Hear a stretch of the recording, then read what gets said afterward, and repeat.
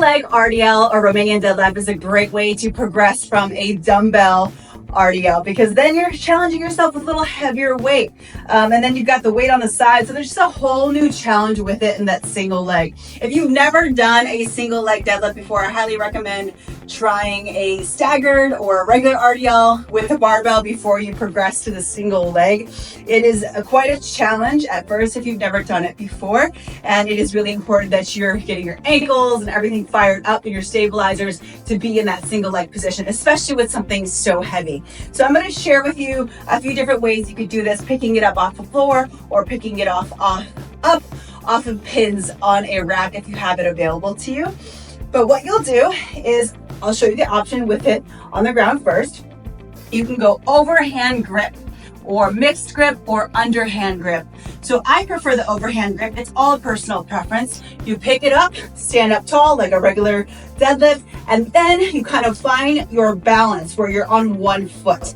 Then you stay here. You're like, okay, I'm pretty balanced here. Slight bend in your supporting leg. This back foot kind of kicks back, so you feel that glute kind of fire up. My supporting leg is bent. I'm sliding my barbell down my leg, only going as far as I can while keeping my core engaged. My shoulders are back, and then I stand all the way back up. So my hamstrings, my glutes are feeling it. I'm really slowing it down on the way down and then coming up. So typically when I program these into my workouts and my programs for my clients, I introduce that eccentric right away because I want you to slow the movement down. So the eccentric is when you're lowering or lengthening. You're here, nice and slow. So let's say it's a 5-second eccentric and then coming back up. It's very, very rare that I'll program like a fast concentric with the barbell just because it's really challenging, but it's not impossible. Like I won't never do it, but it's very unlikely that I will. I may program an isometric where you hold it at the bottom where it's not super heavy.